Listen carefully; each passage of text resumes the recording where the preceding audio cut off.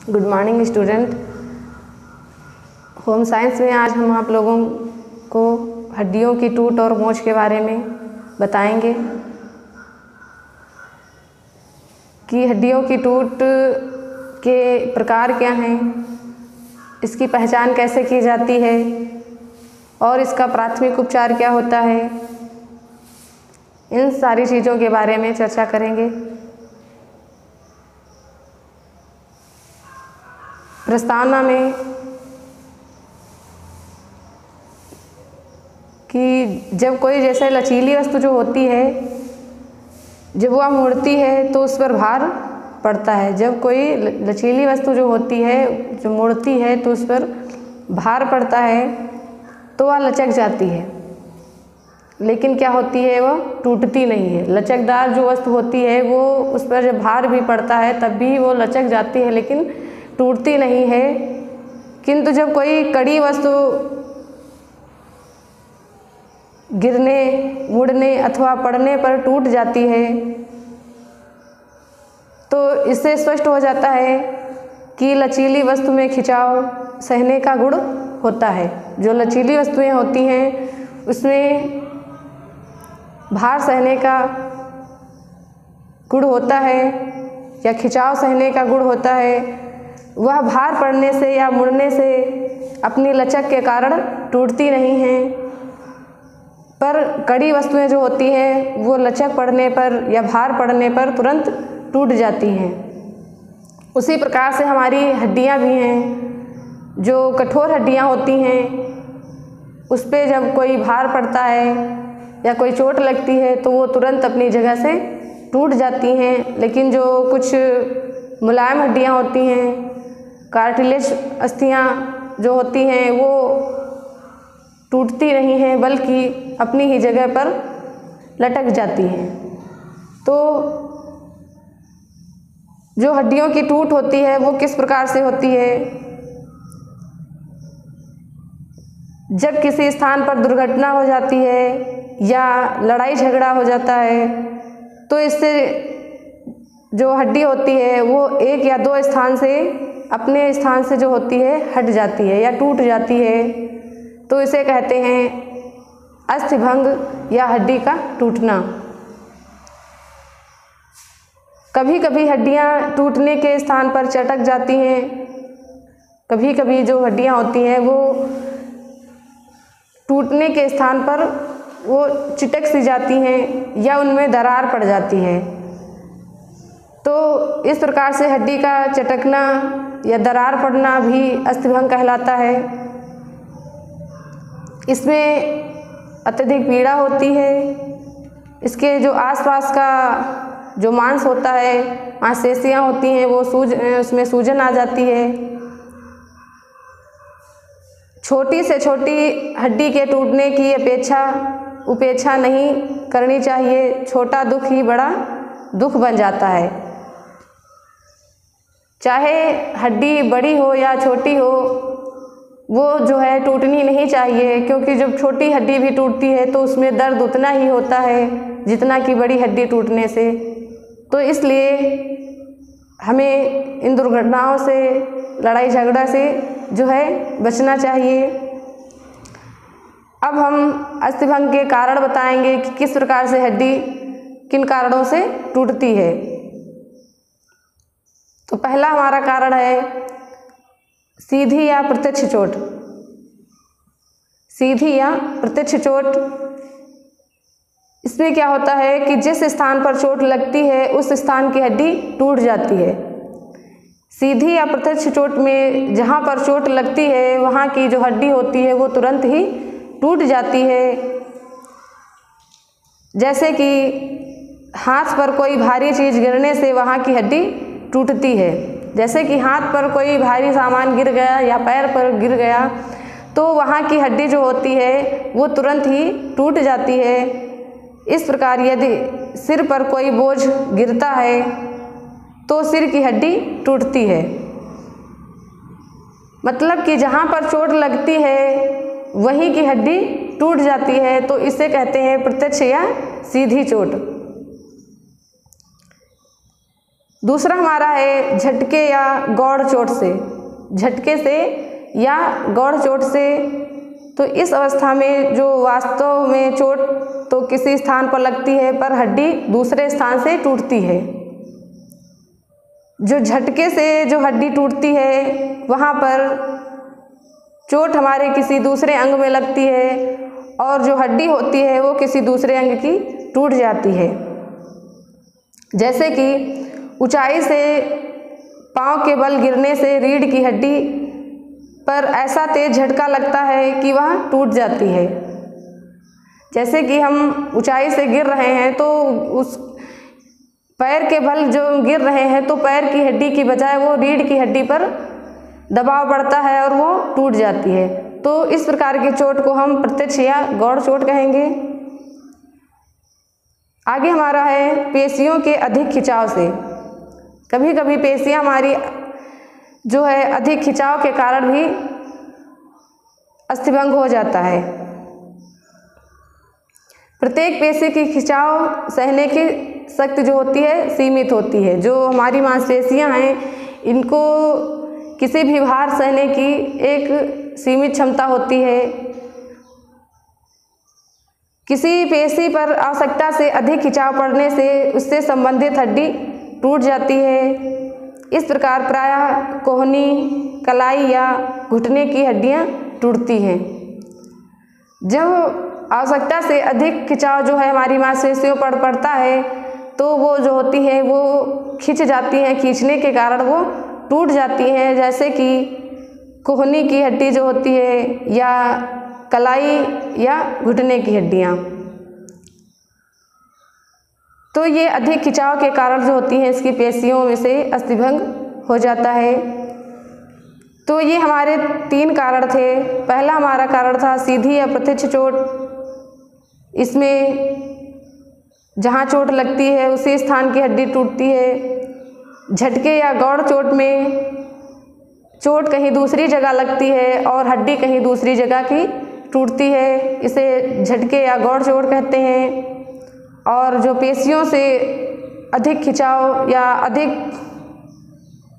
भार जो होता है पड़ता है तो इसमें जो पेशियां होती हैं वो भार सहन नहीं कर पाती हैं और वो अपनी जगह स्थान से ही टूट जाती हैं। तो इसे पेशी से अधिक खिंचाव से भी जो होती है हमारी हड्डियां टूट जाती हैं। तो ये हमारे कारण हो गए।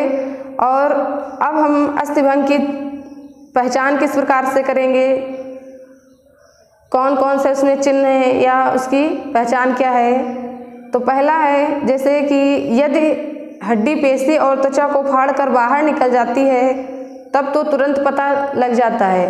जैसे कि दुर्घटना होते ही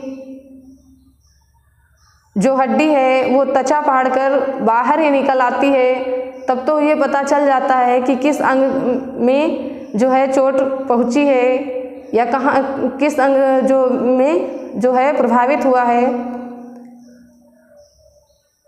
इसी प्रकार से जो अन्य प्रकार की हड्डी को जो टूटती है उसकी हम पहचान किस प्रकार से करते हैं। जो अंदर ही अंदर जो हड्डियां टूट जाती है वो मांसपेशियों के बाहर नहीं निकल पाती हैं और अंदर ही अंदर दर्द हुआ करता है। तो इसकी हम पहचान किस प्रकार से करते हैं।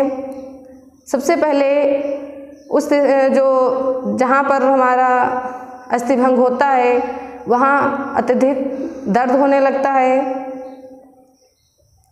सूजन भी आ जाती है, हड्डियों के टूटने के स्थान पर सूजन आ जाती है और वह अंग जो होता है बिल्कुल भी कार्य करना बंद कर देता है।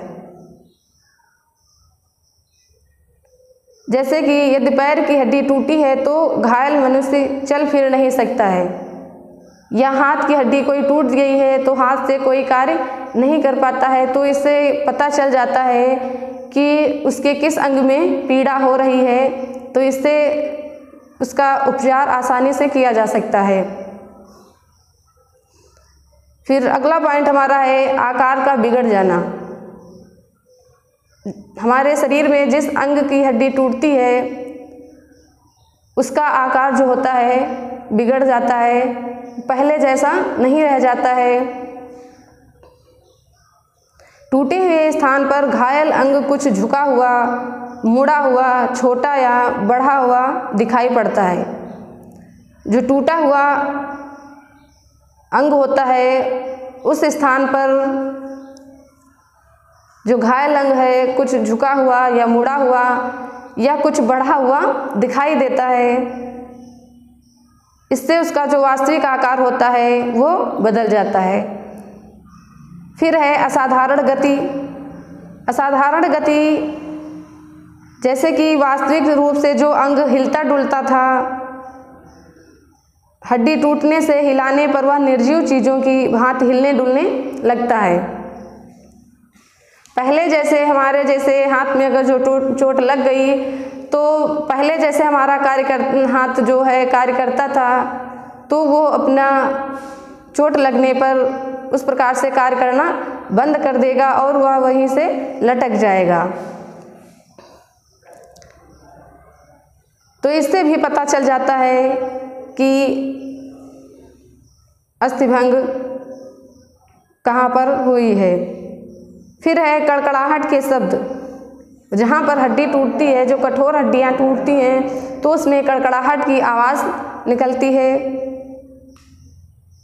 चोट के स्थान पर यदि गति करने की चेष्टा की जाए तो टूटी हुई हड्डी का एक सिरा दूसरे सिरे से रगड़ खाता है और कड़कड़ाहट की आवाज़ उत्पन्न होती है।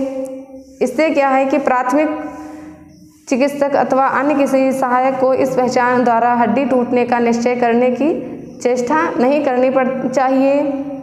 ऐसा करने से जो होता है घाव बढ़ने की संभावना अधिक रहती है और व्यर्थ ही घायल को कष्ट भी सहना पड़ता है। हड्डी टूटने का जिस स्थान पर संदेह हो वहाँ पर हाथ से दबाने पर हड्डी के टूटने का अनुभव हो जाता है।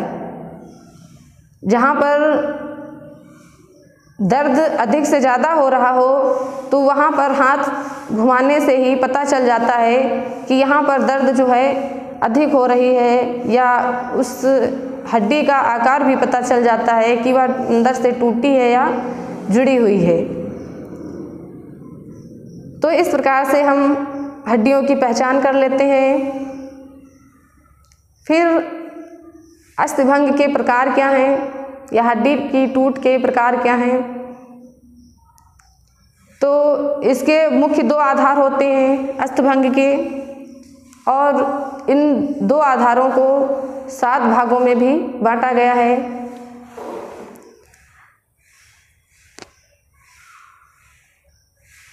पहला है चोट के आधार पर अस्थिभंग।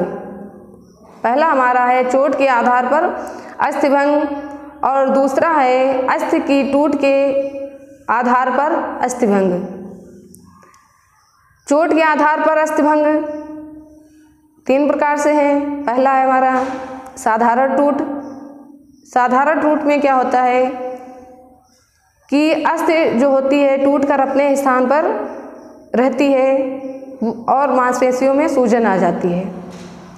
जो साधारण टूट होती है इसमें अस्थि टूट कर अपने ही स्थान पर रहती है और मांसपेशियों में सूजन आ जाता है। मांसपेशियों के तंतुओं को कोई नुकसान नहीं पहुंचाता है। साधारण जो टूट होती है इसमें जो मांसपेशियों के तंतुओं को कोई भी नुकसान नहीं पहुंचता है। दूसरा हमारा है विशेष अस्थिभंग।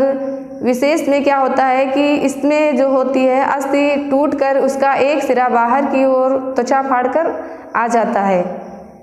विशेष अस्थिभंग में चोट लगने पर जो अस्थि होती है उसका एक सिरा बाहर की ओर त्वचा फाड़कर निकल आता है। इस प्रकार के जो टूट में है जो रक्त बहता है, जब त्वचा फाड़कर हड्डी बाहर निकल आती है तो इसमें रक्त भी अधिक बहता है। फिर तीसरा हमारा है पेचीदा अस्थिभंग। पेचीदा अस्थिभंग में जब कोई हड्डी टूटती है तो वह कोमल अंग में धंस जाती है। जब कोई कठोर जो हड्डी होती है वह टूटती है और कोमल अंग में धंस जाती है तो उसे विशेष अस्थिभंग कहते हैं। जैसे कि पसली टूटकर फेफड़ों या अमाशय को नुकसान पहुंचाती है। फेफड़े और अमाशय हमारे जो होते हैं कोमल अंग होते हैं, तो इससे जो पसली में जैसे चोट लगती है तो हमारे कोमल अंगों को नुकसान पहुंचाती हैं, तो इसे विशेष पेचीदा अस्थिभंग कहते हैं। ये हमारे थे चोट के आधार पर अस्थिभंग।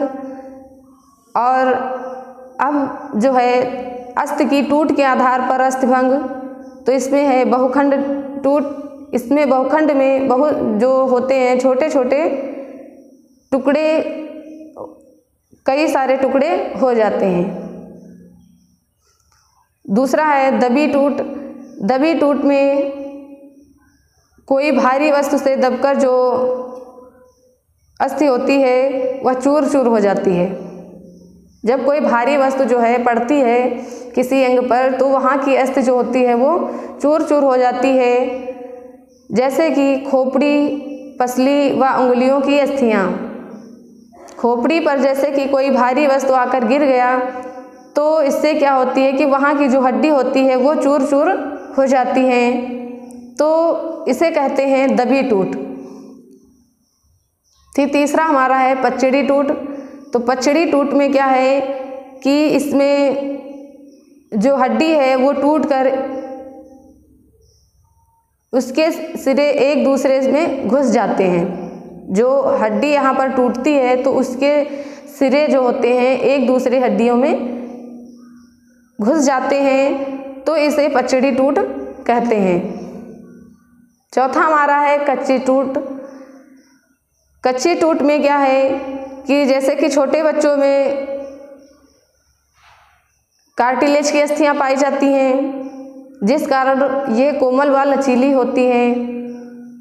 ये अस्थियाँ जो होती हैं किसी दुर्घटना में टूटती नहीं, बल्कि पेड़ की कच्ची डाल की तरह लचक जाती हैं तथा कभी कभी इनमें दरार पड़ जाती है।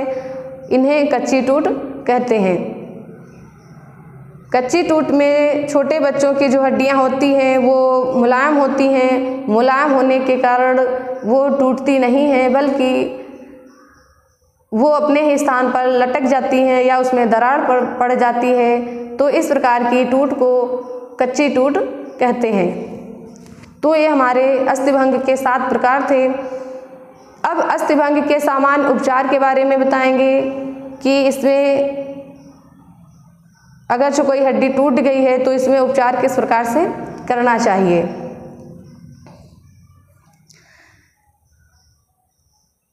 जब किसी व्यक्ति की अस्थि टूट गई है तो किसी जानकार व्यक्ति से ही उसका उचित उपचार कराना चाहिए। इस प्रकार ना करने से एक सरल प्रकार का अस्थिभंग जटिल हो सकता है। जैसे कि हम अस्थिभंग, हमारे शरीर की कोई भी हड्डी टूट गई है तो उसका अगर जो हम तुरंत इलाज नहीं करवाते हैं तो वो धीरे धीरे जो होती है वो जटिल ही होती चली जाती है और उसकी दर्द जो भी होती है वो भी बढ़ जाती है। तो इसलिए हमें तुरंत जो है अस्थिभंग का उपचार कराना चाहिए। पहला है उपयुक्त चिकित्सा सहायता। किसी योग्य चिकित्सक के पास जाना चाहिए। और यदि डॉक्टर जो है घर पर बुला रहे हैं या आने में देर कर रहा है तो तब तक प्राथमिक उपचार भी कर लेना चाहिए। जब तक डॉक्टर नहीं आ रहा है तब तक घर पर ही प्राथमिक उपचार भी किया जा सकता है। उसमें जो है अस्थिभंग अगर जो हो गई है तो उस स्थान पर पट्टी, खून बह रहा है तो पट्टी भी बांध सकते हैं या कोई दवाई भी लगा सकते हैं। तो इस प्रकार से प्राथमिक उपचार तब तक करते रहना चाहिए जब तक कि डॉक्टर ना आ जाए। रक्तस्राव को रोकने का उपाय करना चाहिए और टूटी हुई अस्थि की देखभाल भी करनी चाहिए। घायल अंग की देखभाल कि रोगी के घाव को निसंक्रामक घोल द्वारा साफ करके एंटीसेप्टिक क्रीम लगानी चाहिए। जो खून अधिक से ज़्यादा बह रहा है तो उस जो रक्त को है साफ़ करके, किसी संक्रामक घोल से साफ़ करके उस पर एंटीसेप्टिक क्रीम लगा देनी चाहिए, जिससे कि घायल व्यक्ति को आराम मिल सके। झोली का उपयोग, यदि हाथ की हड्डी टूटी है तो झोली का प्रयोग करना चाहिए। घायल का स्थानांतरण, प्राथमिक उपचार देने के बाद घायल को किसी सुरक्षित स्थान पर ले जाना चाहिए। और इसमें इस बात का ध्यान रखना चाहिए कि घायल व्यक्ति को ले जाते समय कोई भी अनावश्यक हिलना डुलना नहीं होना चाहिए।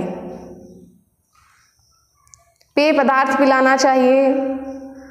यदि रोगी होश में है तो उसे गर्म पेय पदार्थ जैसे कि कॉफ़ी, चाय, दूध आदि देना चाहिए। और उसके साथ साथ में उसे सांत्वना या धैर्य भी बंधाना चाहिए कि हाँ अभी जल्दी ही ठीक हो जाएगा। तो इस प्रकार से उसे धैर्य बंधाना चाहिए। इससे क्या होता है कि रोगी की घबराहट दूर हो जाती है और उसे दिक्कतों का सामना भी नहीं करना पड़ता है। तो इस प्रकार से अस्थिभंग में उपचार किए जाते हैं।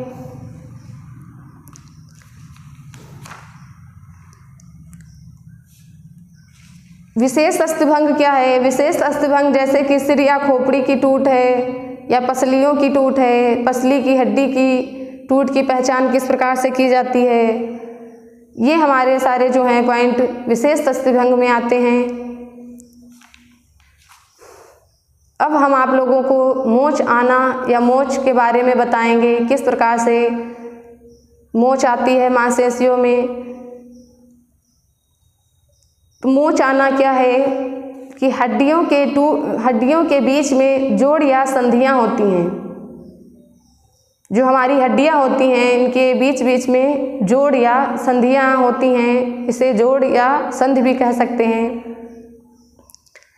जिनसे शरीर के विभिन्न अंग हिल डुल सकते हैं। इन जोड़ों पर दो या दो से अधिक हड्डियां आकर मिलती हैं। जो ये जोड़ हमारे होते हैं इसमें दो या दो से अधिक हड्डियां आपस में आकर मिलती हैं, इससे हमारा जोड़ बनकर तैयार होता है।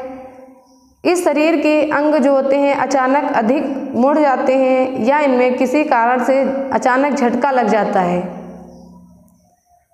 तो जोड़ के तंतु या कंडरा जो होते हैं वो खिंच जाते हैं।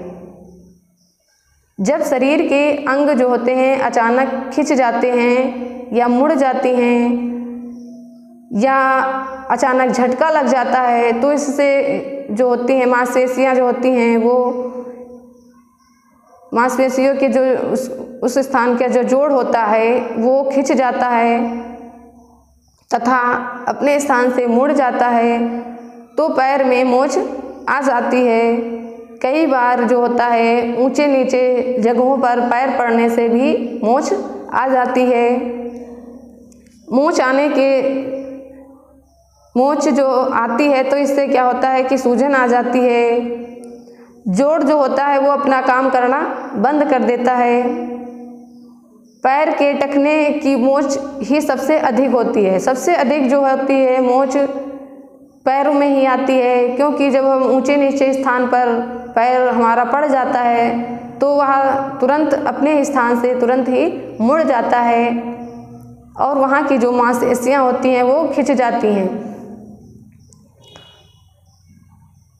टखने के बाद कलाई में भी मोच आ जाती है। कभी कभी जो हमारी कलाइयाँ होती हैं इसमें भी अचानक जो है कोई भारी वस्तु हम पकड़ते हैं या पकड़ने के बाद वो छूट जाती है तो इससे जो है कलाई में मोच आ जाती है। कभी कभी जो है गर्दन में भी आ जाती है या कमर में भी आ जाती है। इन स्थानों पर जहाँ पर जोड़ हो पाया जाता है वहाँ पर ही मोच आने की संभावना रहती है। तो इस प्रकार से हमारा जो मोच है वो जोड़ के स्थान पर ही आता है। मोच आने की पहचान क्या है? जिस प्रकार हम हड्डियों की टूट के पहचान किस प्रकार करते हैं उसी प्रकार से मोच की क्या पहचान है। तो इसमें जो है मोच आने के आने पर जो प्रायः जो बंधक सूत्र होते हैं वो खिंच जाते हैं, और कभी कभी जो अत्यधिक खिंच जाने के कारण इसमें रक्त भी बहने लगता है, सूजन आ जाती है, और सूजन के साथ साथ जो है उस स्थान का रंग भी बदल जाता है। वह जो रंग है नीला या काला भी हो जाता है। उस अंग को हिलाने डुलाने में अत्यधिक पीड़ा होती है। तो ये इस प्रकार से हम इसकी पहचान कर सकते हैं। अब इसके सामान्य उपचार क्या हैं? सामान्य उपचार कि मोच वाले स्थान को बर्फ के पानी से में कपड़ा भिगोकर उस स्थान पर रखना चाहिए। यदि रोगी को आराम न मिले तो गुनगुने पानी से भीगे कपड़े से सेक पहुंचानी चाहिए।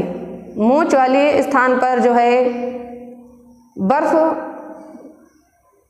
के पानी से सिकाई करनी चाहिए, या उसे बर्फ के पानी से उसे आराम नहीं मिल रही है तो गुनगुने पानी से भी उसे सेक पहुंचा सकते हैं, इससे भी आराम मिलता है।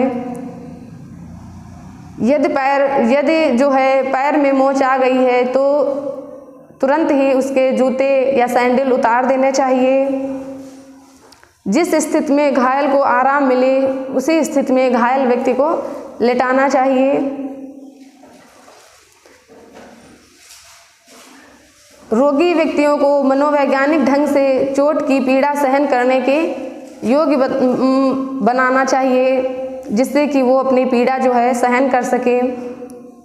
यदि मोच घर के बाहर आई है तो घायल को घर लाकर तुरंत उसका उपचार करना चाहिए। यदि कहीं बाहर मोच आ गई है तो उसे तुरंत घर पर लाकर उसका तुरंत ही प्राथमिक उपचार करना चाहिए।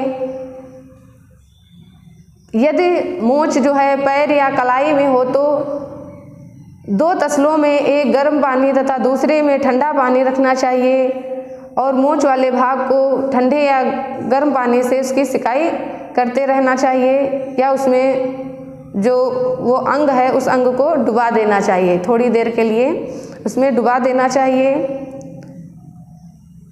इसके बाद में मोच वाले स्थान पर जो है धीरे धीरे कोई भी एंटीसेप्टिक क्रीम लगाकर उस पर मालिश करनी चाहिए। तो इस प्रकार से हम इसका सामान्य उपचार कर सकते हैं। अब हम आप लोगों को हड्डी की टूट और मोच के बारे में इसके बता चुके हैं। अब इसमें हम अंतर आप लोगों को बताने जा रहे हैं कि हड्डी की टूट में और मोच में क्या अंतर है। तो हड्डी की टूट या मोच में अंतर पहला है कि हड्डी की टूट हड्डी में होती है। जो हड्डी की टूट होती है वो हड्डियों में ही होती है, और जो मोच है इसमें अस्थियों की संधि पर विशेषतः पूर्ण चल संधियों पर होती है। जो इसमें प्रभाव पड़ता है वो संधि के स्थान पर प्रायः जो है पूर्ण चल संधियों के स्थान पर ही प्रभाव पड़ता है। हड्डी की टूट में जो है हड्डी पर दबाव पड़ने पर अथवा चोट लगने के कारण होती है। जो हड्डी की टूट है वो चोट लगने के कारण ही होती है। और मोच में जो है ऊंचा नीचा पड़ने पर या अचानक खिंचाव पड़ने से मोच आती है। तीसरा पॉइंट हमारा है कि हड्डी में दरार पड़ने अथवा टूट जाने को कहते हैं। हड्डी की टूट जो है यह हड्डी में दरार पड़ने या टूट जाने को हड्डी की टूट कहते हैं। और जो मोच है इसमें जो है संधि को बांधे रखने वाले बंधक सूत्र अथवा स्नायुओं में खिंचाव जो आ जाता है तो इसे टूट जाने को मोच कहते हैं। हड्डी की टूट में चौथा पॉइंट हमारा है कि जिस स्थान पर हड्डी टूटती है वह अंग लटक जाता है और टूट के स्थान पर चरमराहट होती है। हड्डी की टूट में क्या होता है कि जब चोट लगती है तो वह अंग जो होता है लटक जाता है और उसमें धीरे धीरे से चरमराहट की आवाज़ भी निकलती है। जबकि मोच में क्या होता है कि इसमें न कोई अंग लटकता है और न इसमें कोई ही चिरबराहट की आवाज़ निकलती है। हड्डी की टूट में 5वां पॉइंट हमारा है कि हड्डी टूटने से जो है अंग का जो रंग है वो नहीं बदलता है। यदि बाहर की भी चोट लगी है तो रुधिर निकल सकता है।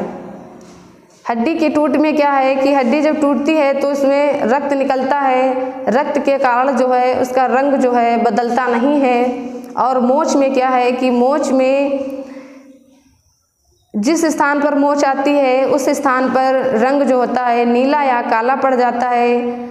उसमें क्या होता है, इसके पड़ने का कारण जो है इसमें रुधिर बाहर निकल नहीं पाता है, इसलिए उसका रंग जो होता है नीला या काला पड़ जाता है। तो इस प्रकार से हम हड्डियों की टूट और मोच में अंतर कर सकते हैं। अब आगे हमारा पॉइंट आता है जोड़ उतरना। जो हमारी संधियां होती हैं वो किस प्रकार से उतर जाती हैं, इसके लक्षण क्या हैं और उपचार क्या हैं।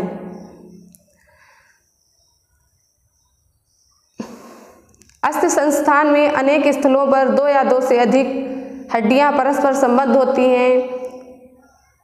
यह स्थल जो है अस्थि संधि या हड्डियों का जोड़ कहलाता है। अभी हम आप लोगों को जब मोच के बारे में बता रहे थे तब बताए थे एक बार कि जोड़ किसे कहते हैं कि जब 2 या 2 से अधिक हड्डियां परस्पर संबद्ध होती हैं तो इसे अस्थियों का संधि या जोड़ कहते हैं। सामान्य स्थिति में संबंधित अस्थियां एक निश्चित स्थिति में रहती हैं तथा सुचारू रूप से अपना अपना कार्य करती रहती हैं, परंतु कभी कभी किसी अंग के खिंच जाने पर या अधिक मुड़ जाने पर संबंधित जो संधियां होती हैं वो अपना कार्य करना बंद कर देती हैं, या कोई हड्डी अपने स्थान से हट जाती है। तो इस प्रकार से हड्डी का अपने स्थान से हट जाना ही जोड़ उतरना कहलाता है। कभी कभी जो है अंग के खिंच जाने पर या अपने स्थान से हट जाने से या मुड़ जाने से जो है संधि अस्थि जोड़ जो है कि कोई हड्डी अपनी निश्चित स्थान से हट जाती है, तो इस प्रकार से हड्डियों का अपने स्थान से हटना ही अस्थि का जो है जोड़ उतरना कहलाता है। जैसे कि कंधे की कोहनी, कूल्हे तथा जबड़े के अस्थि स्थल पर ही जोड़ उतरने की संभावना रहती है। सबसे अधिक जोड़ हमारा जो है कोहनी का उतरता है या कूल्हे का उतर जाता है, कभी कभी जो जबड़े का भी जोड़ हमारा उतर जाता है, तो इसे कहते हैं जोड़ उतरना। अब इसके लक्षण क्या हैं, पहचान इसकी किस प्रकार से करेंगे, तो इसका पहला लक्षण ये है कि उस स्थान पर अत्यधिक पीड़ा होती है। उसके अतिरिक्त जो है जोड़ से संबंधित अंग अपना कार्य करना बंद कर देते हैं। जैसे कि यदि कंधे का जोड़ उतर जाए तो बाह का हिलना डुलना भी बंद हो जाता है। यदि कंधे का जो है जोड़ उतर जाता है तो उसमें बाह का हिलना डुलना भी बंद हो जाता है, और जोड़ उतर जाने से संबंधित अंग का आकार भी सामान्य नहीं रह जाता है और उसका अंग जो है आकार जो है बिगड़ जाता है। जोड़ उतरने के स्थान पर एकदम से सूजन आ जाती है और इसके बाद में पीड़ा भी होने लगती है। तो इस प्रकार से हम इसकी पहचान कर लेते हैं। फिर इसका उपचार क्या करना चाहिए कि जोड़ उतरना जो है एक आकस्मिक घटना है। जोड़ जो है अचानक से ही उतरते हैं, अतः जब अचानक हमारा जोड़ उतर जाए तो इसमें पहले नंबर पे प्राथमिक उपचार करना चाहिए। इसमें रोगी को आराम से लिटाना चाहिए या उसे बैठने से आराम मिलता है तो उसे बैठाना चाहिए। फिर उसके प्रभावित इस अंग पर जो है को सही अवस्था में रखना चाहिए, जिससे कि उसे अधिक आराम मिल सके। प्रभावित अंग को अधिक आराम पहुंचाने के लिए कुछ स्थानों पर कपड़े की गद्दी, पैड या तकिया भी लगा देते हैं। इस अवस्था में क्या होता है कि उसकी जो पीड़ा होती है, इस व्यवस्था में उसकी पीड़ा जो होती है कम पड़ जाती है तथा जो स्थिति है और बिगड़ने से बच जाती है। जोड़ उतरने के कारण होने वाली पीड़ा को कम करने के लिए प्रभावित स्थान पर बर्फ की थैली का प्रयोग करना चाहिए और जो कुछ अनुभवी व्यक्ति होते हैं जो जोड़ उतारना जानते हैं, उन व्यक्तियों से भी संपर्क करना चाहिए। इससे क्या है, जोड़ जो है उसे चढ़वा लेना चाहिए या साधारण व्यक्ति जो है जोड़ चढ़ाने का प्रयास नहीं करना चाहिए। साधारण व्यक्ति हैं, जोड़ नहीं चढ़ा पाते हैं तो उनसे जो है जोड़ चढ़ाने का प्रयास नहीं करना चाहिए। ऐसी स्थिति में जो है अस्थि विशेषज्ञ से संपर्क स्थापित करना चाहिए। तो ये इस प्रकार से हम जोड़ उतरने के उपचार कर सकते हैं।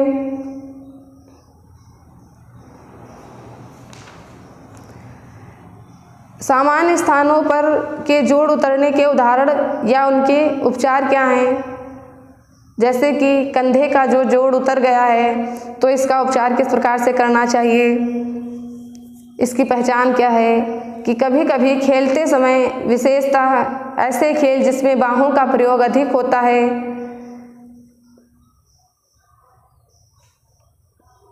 कंधे का जो जोड़ होता है वो उतर जाता है। इसके लिए प्राथमिक उपचार निम्नलिखित करना चाहिए। जैसे कि घायल कंधा हो गया है उसको उसमें बगल या पैड लगाने चाहिए। घायल व्यक्ति को आराम से लिटाना चाहिए। यदि दर्द अधिक हो रहा है तो बर्फ की थैली का प्रयोग करना चाहिए। कभी कभी उसे गर्म सेक से अगर जो लाभ मिलता है तो गर्म सेक भी करना चाहिए। गर्म पेय पदार्थ पिलाने को देना चाहिए और इसके बाद में अस्थि विशेषज्ञ से सलाह लेनी चाहिए। तो इस प्रकार से कंधे का जोड़ जो हमारा उतर जाता है तो इस प्रकार से जो है सामान्य उपचार करने चाहिए। फिर कोहनी का जो जोड़ उतरता है तो इसमें क्या है कि हाथ की अगर जो कोहनी के पास में तुरंत धीरे धीरे मोड़कर सीने पर रखना चाहिए। यदि कोहनी का जोड़ उतर गया है तो उसे जो है कोहनी के पास से तुरंत धीरे धीरे मोड़कर उसके सीने पर रख देना चाहिए या हाथ में जो है झोले का प्रयोग भी करना चाहिए। इसके बाद में डॉक्टर के पास जाना चाहिए। जबड़े का जब जोड़ उतर जाता है तो इससे क्या है कि निचले जबड़े का जोड़ होता है। जो हमारा निचले जबड़ा होता है इसे चल जोड़ कहते हैं। कभी कभी जोर से जम्हाई लेने पर भी जोड़ जो होता है खिसक जाता है। इसमें प्राथमिक उपचार क्या करना चाहिए कि यदि संभव हो तो ठुड्डी के नीचे हाथ लगाकर सावधानी से एक पट्टी ठुड्डी के नीचे रखकर सिर पर गांठ लगाना चाहिए। ये जो हमारी ठुड्डी है यहाँ पर जो है इसको आसानी से पकड़कर और हमें जो है सिर में एक पट्टी बांध देनी चाहिए। इससे जो है जबड़े का जोड़ जो है वो सही अवस्था में बना रहता है। कूल्हे का जो जोड़ उतर जाता है तो इसमें क्या है, कूल्हे का जोड़ जो होता है अधिकतर वृद्धावस्था में या प्रौढ़ावस्था में उतरता है। तो इसमें उपचार क्या करने चाहिए कि व्यक्ति को आराम से लिटा देना चाहिए। कूल्हे के बाहर की ओर लंबी खपच्ची लगाकर जांघ से एड़ी तक कई स्थानों पर पट्टियां बांध देनी चाहिए। जो कूल्हा है उसके बाहर जो एक लंबी सी पट्टी या खपच्ची बांध कर जगह जगह पर पट्टियाँ जो है बांध देनी चाहिए। घायल व्यक्ति को स्ट्रेचर पर लिटाकर चिकित्सक के पास ले जाना चाहिए। फिर है नीला पड़ना। किस प्रकार से जो है अंग जो है नीला पड़ जाता है, तो पहले भी बता चुके हैं कि जब कभी जो है रक्त बाहर नहीं निकल पाता है तो इससे जो है उस स्थान का रंग जो है वो नीला पड़ जाता है। जैसे कि कई दुर्घटनाएं ऐसी होती हैं जो रोगी की ऊपरी खाल को फाड़े बिना ही अंदर स्नायु तंतु को घायल कर देती हैं। कुछ दुर्घटनाएं ऐसी होती हैं जो ऊपरी खाल को या ऊपरी त्वचा को नहीं निकाल पाती हैं, बल्कि वो अंदर ही अंदर जो उसके तंतु होते हैं वो खिंच जाते हैं या घायल हो जाते हैं। जैसे कि घूसा मारने या सिर के बल गिर पड़ने या दरवाजे से सिर टकरा जाने या किसी मोटर गाड़ी के नीचे आ जाने से अंदर के गहरे स्नायु तंतुओं को भीषण चोट पहुंचती है। इन अवस्थाओं में क्या है कि घूसा मारने या सिर के बल गिरने, इससे क्या होता है कि जो स्नायु तंतु होते हैं वो अंदर ही अंदर बहुत ज़्यादा चोट खा जाते हैं, लेकिन जो बाहर की त्वचा है वो बाहर फाड़कर हड्डी जो है बाहर नहीं आ पाती है। तो ऐसे स्थानों पर क्या होता है कि रक्त जम जाता है तथा सूजन भी आ जाती है। तो इस अवस्था में जो है रक्त नीला या काला पड़ जाता है। इसमें उपचार क्या करना चाहिए कि चोट लगते ही उपचार प्रारंभ करना अधिक लाभकारी होता है। यदि उपचार देर से प्रारंभ किया गया तो उसके संतोषजनक परिणाम नहीं निकलेंगे, जबकि तत्काल प्रारंभ किए हुए उपचार से अधिक लाभ होगा। यदि जब है पता चल जाए कि हमारे इस अंग में चोट अधिक लगी है तो उसका जो है तुरंत उपचार करना चाहिए। अगर जो तुरंत उपचार नहीं किया गया तो चोट के बढ़ने की संभावना बढ़ जाती है। इससे शरीर को बहुत ज़्यादा ही दिक्कत सहनी पड़ती है। तो इसलिए हमें तुरंत जो है डॉक्टर के पास जाना चाहिए। घायल भाग पर 1 घंटे साधारण जो है ठंडी पट्टी का इस्तेमाल करना चाहिए। प्रत्येक घंटे में 15 मिनट के लिए बर्फ़ का टुकड़ा या बर्फ़ की थैली का प्रयोग करना चाहिए। दूसरे दिन क्या है कि गर्म या ठंडी पट्टी जो है 15 से 20 मिनट तक दिन में 3 या इससे भी कई बार जो है रखनी चाहिए, जिससे कि जो है अंग का जो है रक्त जो है उसका जमाव कम हो सके। तो इस प्रकार से हम जो रंग का है जो नीला पड़ जाता है उसका भी उपचार हम कर सकते हैं। आज के लिए बस इतना ही आप लोगों को बताएंगे। ये जो हमने आप लोगों को बताया है इसको ध्यान से याद कर लेना। धन्यवाद।